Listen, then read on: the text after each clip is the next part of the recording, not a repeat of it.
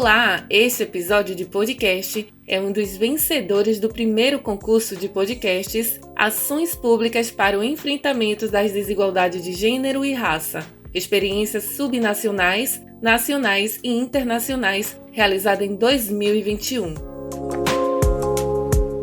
O episódio de hoje, Experiência que Inspira, a atuação de uma vereadora na construção de políticas de igualdade racial e de gênero em um município do sul de Minas Gerais.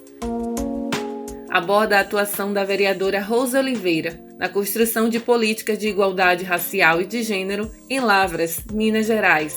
Dentro da discussão está a criação do projeto de lei Instituição de Nome Social. Na apresentação, Aline Miranda.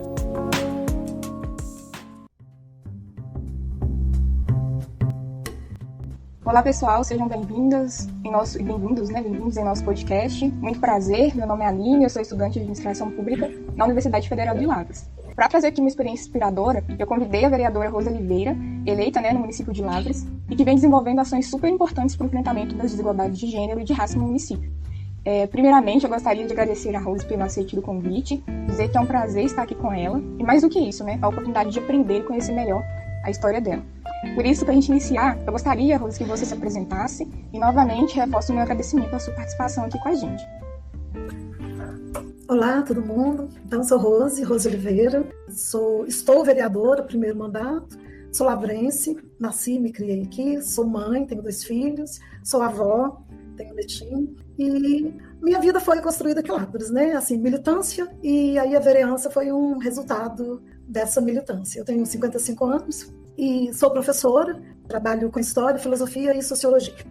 E aí, para iniciar, a gente vai para a primeira pergunta, Ontem, foi no dia 25 de julho, foi celebrado o Dia da Mulher Negra Latino-Americana e Caribenha. Esse dia chega para nós, mulheres negras, com um sentido muito mais de entender nossas referências em conquistas importantes, e o que conquistamos, e o que ainda temos para conquistar. E aí, como já diz Jurema Werneck, nossos passos vêm de longe, e que bom, é sinal que a gente sempre esteve em movimento. Por isso, Rose, contextualizando um pouquinho com essa introdução, eu gostaria de entender melhor e que você esteja confortável em compartilhar conosco sobre sua trajetória, Como foi sua trajetória até aqui, até estar como vereadora, e quais as referências você teve ao longo dessa caminhada e o que te levou também a querer assumir um cargo público. Eu comecei muito cedo, bem nova, participando de grupos na igreja. Eu sou de uma família que sempre atuou junto à igreja, Minhas avós, meus pais, e sempre com um trabalho voltado para a solidariedade, para a caridade, Então a gente aprendeu isso. Eu cresci ouvindo a história das minhas avós, materna e paterna, vendo a minha avó paterna, porque eu convivi mais tempo com ela, atuando na comunidade lá na igreja, e sabendo a história do meu avô e da minha avó, dos maternos, de como eles trabalhavam lá na comunidade rural onde eles viviam. E aos poucos eu fui conhecendo mais na própria igreja, na pastoral de juventude, eu conheci a teologia da libertação, vi a importância de estar atuando em outros espaços. Fui para esses espaços, para os movimentos sociais. Na igreja eu comecei lá por volta de 8 anos, e daí eu fui para os movimentos sociais, fui para grupo de mulheres, associação de moradores. E foi assim, a minha trajetória foi desse jeito. Início na igreja e depois nos movimentos sociais. Conselhos municipais. Fui dando esses passos em vários espaços da sociedade. E aí até chegar na situação que eu estou hoje. Mas a maior parte da minha vida, do meu tempo todo, foi a militância nos movimentos sociais. Agora a gente vem com uma pergunta a respeito mesmo das ações que você vem desenvolvendo e que estão muito ligadas também à sua trajetória que você falou aí um pouquinho com a gente. Com a pandemia, a gente vem utilizando bastante as redes sociais, e é por meio delas também que eu venho conhecendo um pouquinho sobre você, sobre as ações que você vem desenvolvendo, implementando em Lavras, E uma das ações dos projetos que eu acompanhei, que você traz muito para o seu perfil, de dar transparência a essas ações, foi a aprovação do projeto de lei 021/2021, que instituiu a utilização do nome social pela população LGBTQIA+. Falando um pouquinho sobre essa ação específica, Rose, eu gostaria que você explicasse um pouco para a gente a importância da aprovação do projeto de lei, desse projeto, e os desafios que se colocam depois dessa aprovação, aí no âmbito do setor público, e também de lidar com a sociedade civil como um todo também. Falar desse projeto, não tem jeito de falar dele sem falar da minha trajetória e do porquê que eu aceitei ser vereadora, né? A minha militância, como eu disse, foi sempre nos movimentos sociais e sempre ligada às lutas por direitos humanos. E militando, né, nesses espaços e sendo cobrada muitas vezes que eu poderia estar ocupando um espaço de mais poder. Não foi uma coisa que eu planejei para a minha vida. A militância, sim, nos movimentos é uma coisa que eu estou até sentindo falta como vereadora, né, porque agora eu estou em outro lugar de militância, mas aí, com essa cobrança, eu achei que a minha experiência em conselhos municipais, em associação de moradores, em grupo de mulheres, e inclusive vendo que, muitas vezes, por não estar em espaços de maior decisão, a gente não conseguia passar as demandas, as propostas que a gente trazia dentro dos movimentos, mesmo nos conselhos municipais. Então, eu aceitei ser vereadora e a minha campanha, a minha conversa, o meu diálogo e a construção do meu mandato foi feito baseado nas minhas lutas, que era a luta por direitos e, principalmente, ser um mandato a serviço dos grupos silenciados, que ainda não tinham nenhuma representação. E eu confesso que eu achava muito difícil a minha eleição, porque aqui a cidade é uma cidade que não elege pessoa que não tem origem em família política, que não seja de família de elite, com dinheiro, que não seja o filho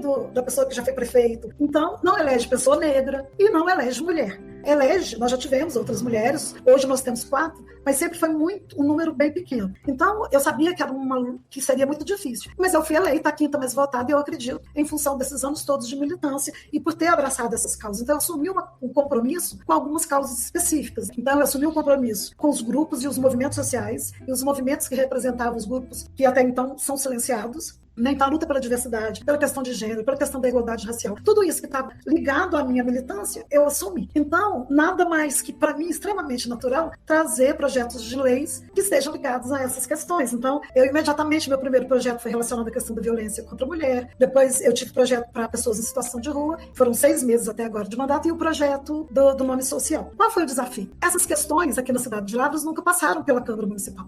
Né? De fato, a minha candidatura representa isso. Assim, por mais que seja limitada a instituição, ali a institucionalidade, eu posso utilizar esse espaço para trazer questões que até então eu não estavam lá. Então, o nome social foi isso. Essa era uma demanda que, inclusive, vários movimentos no Brasil, o meu partido, né, falava dessa questão, da importância disso, e nós pesquisamos, estudamos, conversamos com coletivos aqui, coletivo de pessoas trans, para ver realmente isso que vocês querem, eu estou certa, é isso. E aí a construção foi assim. Então, o primeiro desafio foi esse, fazer a experiência de construir junto, de ouvir as pessoas, porque eu estou vereadora, estou no espaço ali, mas nem tudo que eu vou representar eu tenho propriedade mesmo, né, porque eu tenho uma vivência, que não é toda a vivência que todo mundo tem. Então, eu preciso dialogar para entender qual é a demanda de fato, qual é a realidade. Então, o primeiro desafio foi essa experiência. Depois, foi mesmo o projeto ser aprovado, né? A CCJ deu um parecer desfavorável. Aliás, todos os meus projetos até agora teve parecer desfavorável. Eu tive que dialogar muito e conversar muito para conseguir passar os que passaram. E esse, principalmente. Eu joguei para a comunidade a situação, e aí foi uma construção coletiva, inclusive de advogados da cidade, estudantes de direito, que derrubaram o parecer da CCJ. E aí o primeiro desafio foi esse, o segundo foi passar o projeto na casa, né? E com toda a discussão. E assim, e principalmente trazer esse debate. Eu não defendi um projeto sozinho. Por exemplo, no dia da defesa, quem defendeu o projeto foi uma mulher trans. Ela gravou um vídeo, nós estamos em pandemia, e a defesa foi a fala dela, né? E, então, tudo isso é desafio e é novidade. E foi desse jeito que o projeto conseguiu passar. E também com uma grande mobilização, porque a comunidade se mobilizou, falando com os vereadores, né, fazendo uma pressão mesmo. E a importância é que a gente tem o decreto nacional, mas que passa despercebido nos municípios. Então, quando você coloca ele efetivo no município, ele é uma lei que precisa ser cumprida. Agora, o maior desafio meu, da comunidade, meu como vereador, é fiscalizar para que ele de fato aconteça. Porque, às vezes, você consegue projetos que ficam no papel, nossa, é um direito, mas ele não se efetiva, né? Então agora o grande desafio é esse, ele já foi sancionado, tá tudo certo, agora o desafio é fiscalizar, fazer acontecer e também mobilizar a comunidade para que ela também fiscalize. O mandato tem esse papel também. Nossa, muito importante hoje, você trouxe falas importantíssimas, tanto da participação da população nesse processo, e quanto de uma questão muito importante que eu acho para o campo de públicas, que é a gente entender que a gente entra nesses espaços, né, de poder, sempre dá para fazer, né, e utilizar desses espaços, construir com a população, ouvir, principalmente, né, ouvir, fazer uma mandato participativo. E aí, para a gente continuar, né, nossa conversa aqui, está sendo muito legal, eu vou para a terceira pergunta, que também tem a ver com, né, uma das ações que você vem desenvolvendo aí no Agro, que também, né, fala sobre grupos que são atravessados por algum marcador social da diferença. A gente está falando aí da população negra.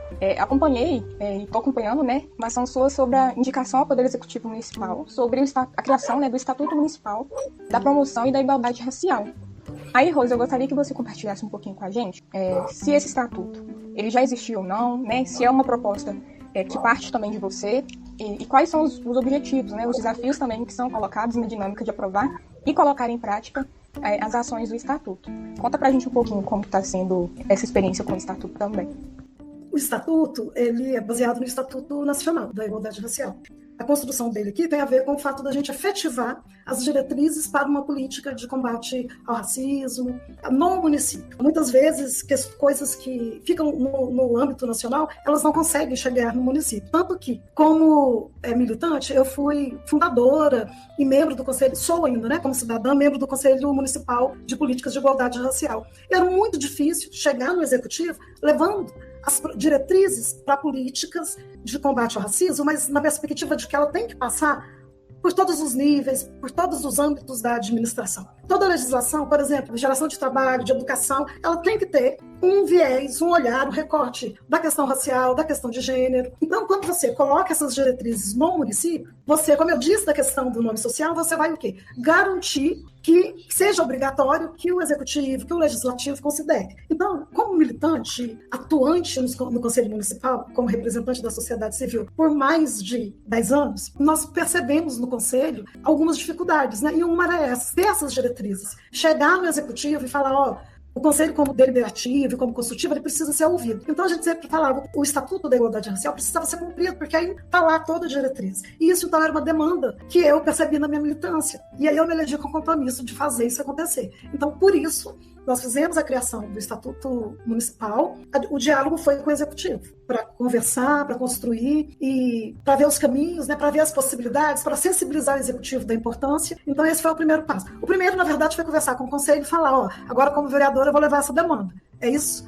Vamos construir? Então, eu peguei um esboço do Estatuto e passei para o Conselho para que os conselheiros pudessem participar e discutir. E também pessoas da comunidade negra que quisessem contribuir, que o Estatuto foi aberto também. Aí eu tive participação e dialoguei com o Executivo da importância dos anos que a gente tem buscado que essas diretrizes façam parte do cotidiano do Executivo, da prática do Executivo, considerar a questão racial. E fizemos essa discussão, aí sim eu entrei com o que a gente chama de projeto de indicação. Como uma vereadora, eu indico ao município propostas, né, aquele projeto. Só que uma coisa que eu tenho percebido é que não adianta fazer indicação e mandando para o Executivo. Porque o Executivo não é obrigado a realizar. Então você precisa mobilizar, discutir, conversar, dialogar, que é um desafio para mim também, né? Porque aí você tem que dialogar com pessoas que, ali na Câmara, no Executivo, com pessoas que não vêm de uma mesma prática minha, de uma mesma experiência. Na verdade, na Câmara Legislativa aqui, eu sou a única mulher negra e sou a única que vem de movimentos sociais. Tenho colegas negros, homens,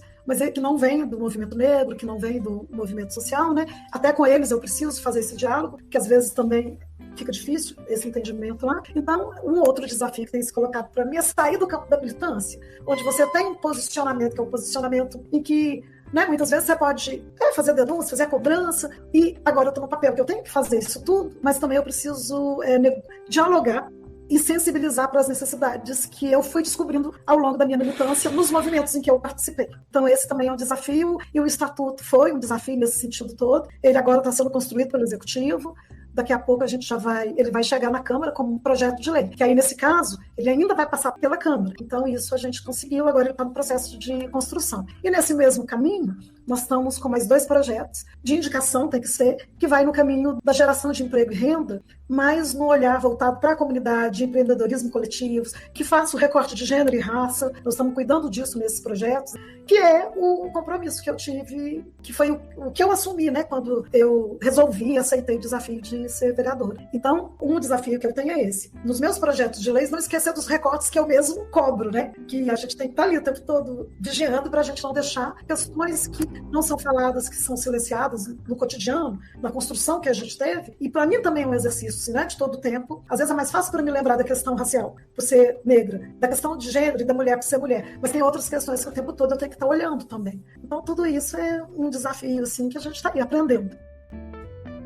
Muito obrigada por compartilhar, porque na academia às vezes a gente não entende de fato como acontece isso na prática, né? A gente tem um entendimento muito mais burocrático, assim, da burocracia, mas na prática, na vivência, a gente não tem. E é muito importante também você ter destacado, né, que algumas de suas ações partem de experiências que você teve, né, na militância. Porque às vezes a gente acha que vai ter experiência só no estágio, vai ter experiência só no emprego formal. E não, né? Para atuar em cargo público a gente precisa ter muito mais do que isso, ter muito mais bagagem do que isso. É muito, muito importante. Agradeço muito por ter trazido isso pra gente, Rose. E aí, né, como a gente já tá caminhando pro final, e deixa um finalzinho aí pra você compartilhar pra gente alguma dica, alguma sugestão que você tem aí pra quem quer seguir um cargo público no campo de públicas, né? E que é importante a gente conseguir visualizar caminhos para superar as desigualdades existentes. E aí, para finalizar, eu gostaria de agradecer novamente, Rose, seu aceite, pela oportunidade de bater esse papo com a gente. E também dizer, né, que o campo de públicas, os governos, em suas diferentes esferas, ainda precisam investir muito em políticas que, de fato, sejam efetivas para enfrentar a desigualdade de gênero e de raça. Eu espero, né, que a experiência da Rose compartilhada com a gente reverbere em vários cantos do país e que sirva como inspiração e ação para outras pessoas também. Só quero deixar o espaço para você aí também para nessas considerações finais. Então, fique à vontade, Rose.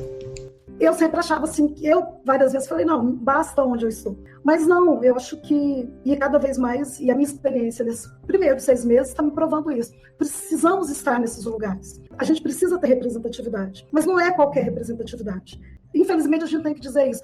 Quando a gente elege uma pessoa, uma mulher, uma pessoa negra, a gente tem que pensar quais as propostas que ela traz. É muito importante que nós, que vivenciamos e entendemos e vemos a dureza, que vemos a demanda necessária para que as pessoas tenham vida em abundância, que foi uma das coisas que eu aprendi lá no início da minha militância, que foi na igreja. Nós que enxergamos isso, a gente precisa ocupar todos os espaços possíveis de representação. E o espaço de decisão, de poder, de decisão política, ser vereador, estar no executivo, ele é importante. Eu espero sim que eu inspire, né, meninas, meus irmãos pretos e pretas, para ocuparem esses espaços. Não é fácil, é muito duro, é sofrido, os olhares de o que você está fazendo aqui, era melhor você ficar quieta o tempo inteiro, mas a gente precisa estar, dá para estar com leveza, dá para estar com confiança, principalmente quando a gente consegue construir com o outro, coletivamente. Eu me sinto firme, porque eu tenho um grupo que eu sei que eu posso pedir socorro, eu posso falar, eu estou aguentando, então eu acho que é isso, é ver que esse espaço também não, esse espaço é da gente, a gente precisa ocupar, a gente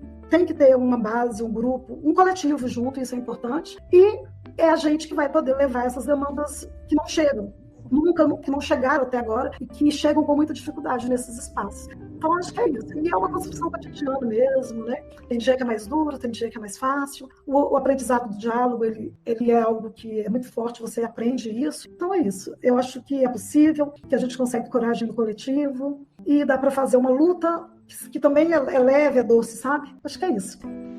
Perfeito, Rose, muito, muito obrigada. Tenho certeza que sua experiência já está inspirando, tá? Eu posso dizer por mim, já me inspira super e é um prazer, foi um prazer enorme estar aqui com você. Eu espero que a gente tenha outras oportunidades, né? De estar gravando podcast, de quando voltar presencial, de estar aí conhecendo você presencialmente, né? Pessoalmente também. E é isso, te agradeço, viu?